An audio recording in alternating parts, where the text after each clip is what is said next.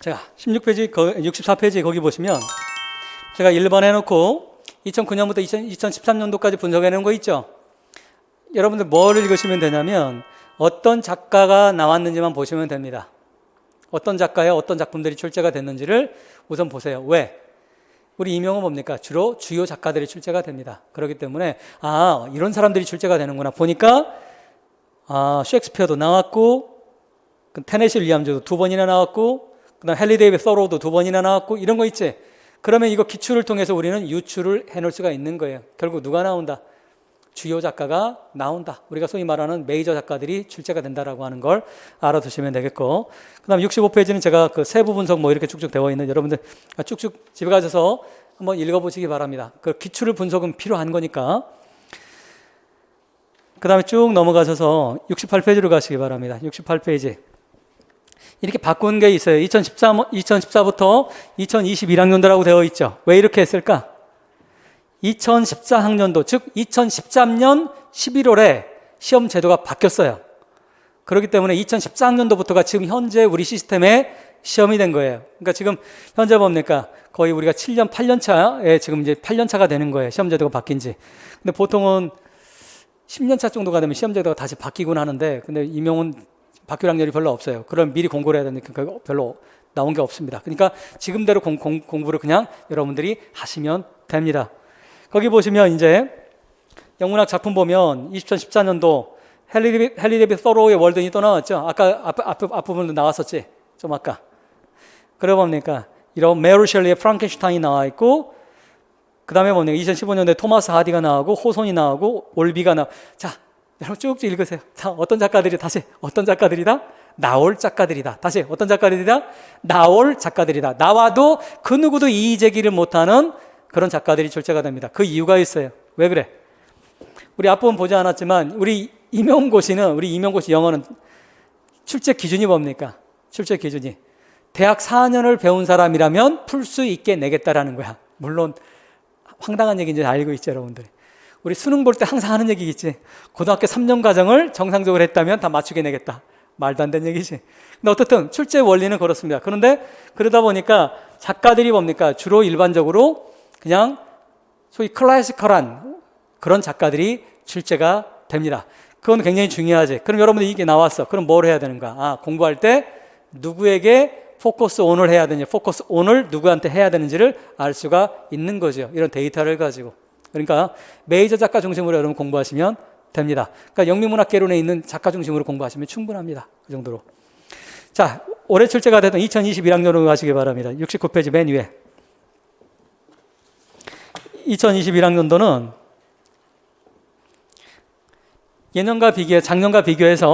작년과 비교해서 소설 문제가 2문항이나 출제가 됐습니다. 소설이 2문항이나 출제가 됐는데,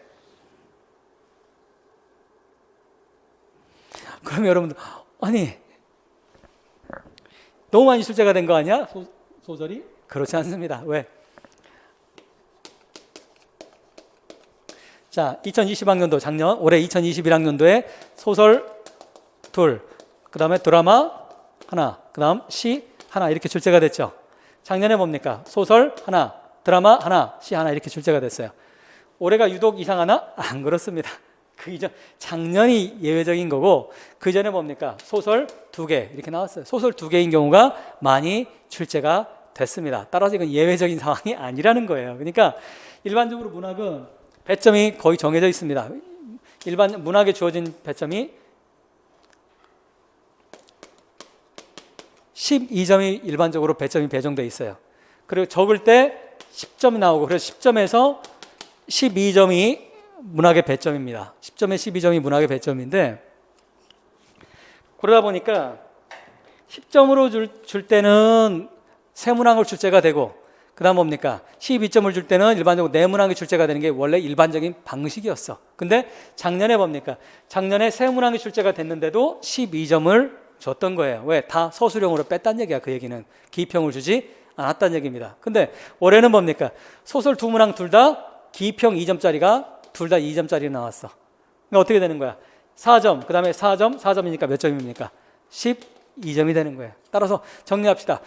문학은 배점은 몇 점이 나온다? 적게 나올 때 10점이 나오고, 많이 나와도 12점입니다. 10에서 12점이 배점이 되는데 문제는 여기서 있는 거야. 이제 어떤 문제가 있습니까? 제가 지금까지 99년도 처음 임용 강의를 하고 난 뒤에 99년, 2000년, 2001년까지는 특히 뭡니까? 2000년도 이때까지는 문학이 제일 중요한 과목이었어요. 왜? 문학이 항상 당락을 좌지우지했기 때문에 2001년까지. 그러다가 2002년부터는 뭡니까? 문학이 거의 출제가 안 되다가 안 되기도 하고 문학이 별로 중요치 않았어요. 나와봤자 한문학 나오고 뭐 끼껏해봤자 문학 나온 것도 그냥 일반 영어만 잘하면 풀 수 있는 그런 문제가 나왔어. 그러다 보니까 그게 한 7, 8년 이렇게 쌓였어요. 그러다 보니까 어떤 소문이 퍼졌냐면 문학은 해도 맞출 수 있는 것도 아니고 안 해도 그렇다고 딱히 남보다 손해볼 것 같지도 않고 그래서 어떤 영화가 나왔습니까? 복불복이라고 하는 게 나온 거야. 어디 들어본 것 같지 않아? 우리 전공 과목 가운데 복불복이라고 하는 과목이 바로 문학이었어요. 왜? 문학에서 틀려도 한 문장 틀린다고 해서 별로 영향이 없어요. 차라리 그러면 뭡니까? 그게 나는 굉장히 현명하다고 생각해. 한 문제 나오는데 그거 가지고 어떻게 그 많은 드라마, 시, 소설 그걸 다 공부합니까?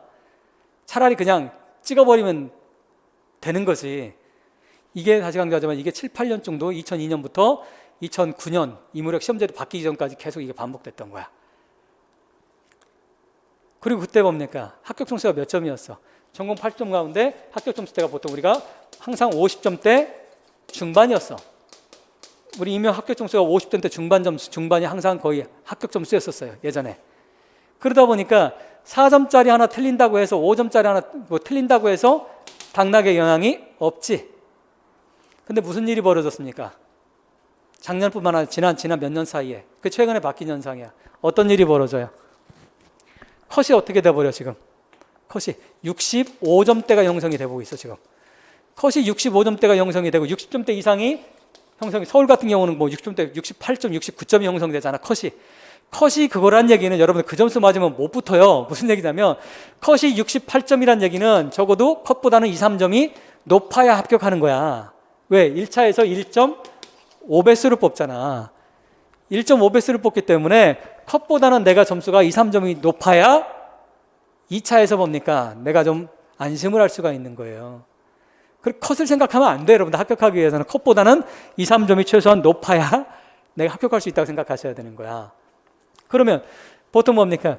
60에서 65점대 경기 기준입니다. 경기 기준. 제일 많이 보는 경기 기준. 서울 기준 말고 서울은 더 높지. 경기 기준으로 이렇게 해서 뭡니까? 형성이 됩니다. 보통 재작년 같은 경우 올해 건 안 나왔으니까 작년 같은 경우 65점대가 컷이 형성이 됐단 말이지. 그러면 합격하려면 67에서 68점 정도를 최종 합격하려면 이걸 받아줘야 내가 안심이 되는 거야. 내가 스피킹을 너무 잘하고 수업 실현을 너무 잘하지 않는 한은. 그런데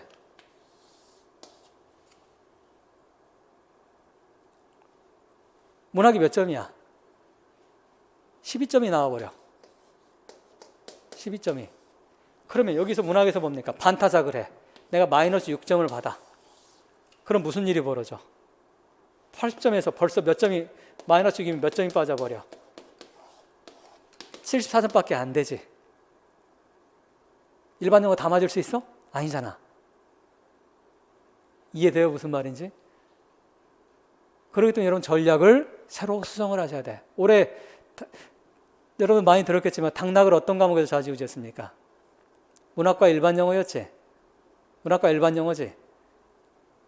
근데 특히 문학 시가 어려웠죠. 메타포 나온 문제. 그거 제대로 맞춘 사람이 별로 없어요. 그 문제를. 둘 다 메타포 문제가 출제가 됐잖아. 4점, 2점, 2점씩. 그러면 이런 거는 뭡니까? 이런 거 그냥 틀려버리면 이제는 뭡니까? 안 된다는 얘기지. 그거는 공부한 사람은 맞출 수 있거든. 그거는. 공부를 한 사람들은 그거 맞춰. 하지만 공부하는 사람은 도대체가 감이 오지 않는 거. 도대체 무슨 말인지를 이해가 안 돼서. 그러면 뭡니까? 이제 당락이 달라져 버리는 거야. 여러분들 교수법을 아무리 잘한다고 해서 교수법 열문항 가운데 여러분 열문항 다 맞춰? 아니잖아. 한두 문제는 틀리잖아. 마이너스 4. 영어학 여러분 통사는 다 잘해? 아니잖아. 그럼 뭡니까? 영어학 한 문항. 그 다음에 일반 영어 한 문항. 그럼 몇 점이야? 마이너스 12. 그 다음에 문학 4. 마이너스 뭡니까? 16이 돼버리는 거지. 이러면 쉽지 않은 거지. 이게. 이해되셨어요? 맞춰야 될 건 이제 맞춰주셔야 되는 거야. 그러면 기본적으로 뭡니까? 올해는 여러분들 문학 공부 하시기 바랍니다. 제가 작년 OT 할 때까지만 문학 공부 이렇게 많이 하라는 얘기는 하지 않았어요. 어차피 하라고 해도 여러분들 안 하기 때문에. 하지만 올해는 뭡니까? 적어도 기본은 뭡니까? 기본은 좀 공부하시기 바랍니다. 운에 맡길 수는 없잖아. 어떻게 내가 1년 공부한 거 운에 어떻게 맡깁니까? 공부해야지. 적어도 어려웠던 뭡니까? 드라마는 내가 얘기하지 않겠어. 드라마는 진짜 복불복이야. 하지만 뭡니까? 시는 공부해야지. 시는 공부한 사람과 안 한 사람 확연하게 차이가 나버리잖아. 우리 뭡니까? 우리 조교들 가운데서도 시를 공부한 친구들은 맞추고 안 한 친구들은 틀리는 거야. 공부하면 옵니다. 그건 맞출 수 있는 부분이 있어요. 시는 적어도. 그러니까 공부하시기 바랍니다. 사운드 에센스 꼭 공부하시고 그 기본이잖아. 그런 거 꼭 하시기 바랍니다.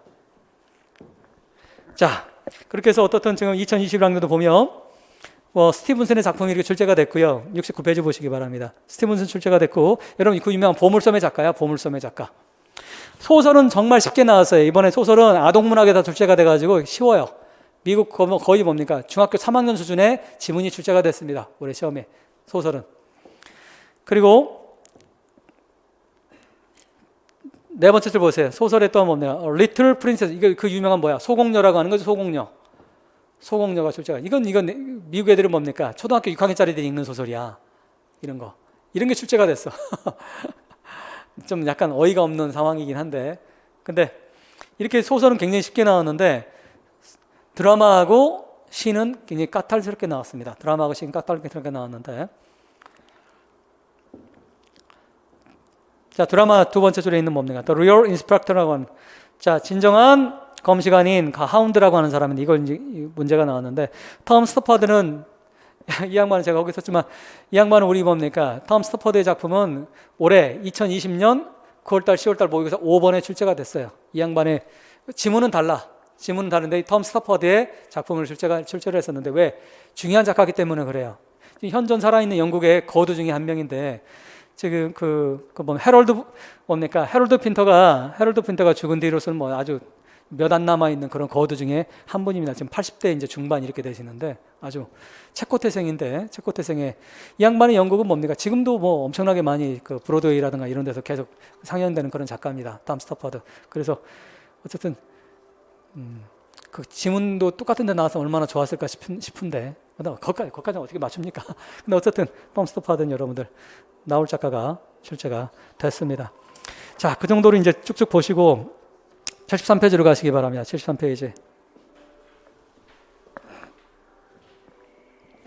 거기 서답형 시험 대비 전략이 이렇게 나와 있죠. 뭐니 해도 항상 이건 지금 10년째 안 바뀌는 거예요. 똑같은 내용이야. 73페이지 보세요. 거기 보시면 1번 체크 쫙 해놓으시기 바랍니다. 뭐다? 문학의 기본이 되는 요소들인 리터러리 디바이스 밑줄 그세요. 리터러리 디바이스. 그 다음에 figurative language. 리터러리 디바이스나 rhetorical 디바이스는 같은 뜻이야. 우리 나중에 기출 보면 아시겠지만 이런 게 다 출제가 됐어. 이런 용어들이. 용어를 알아야 되는 거야. 문학적 기법이라고 하는 개념. 그 다음에 figurative language. 이런 비유적 언어라고 하는 거. 올해 출제가 됐죠. 두 문항이나 이렇게 출제가 된 게 figurative language를 물어본 거였는데 이건 여러분들 이게 가장 중요합니다. 가장 이론 가운데서 가장 중요한 그런 이론이니까. 근데 이건 어렵지 않아요. 충분히 여러분들이 아시면 돼.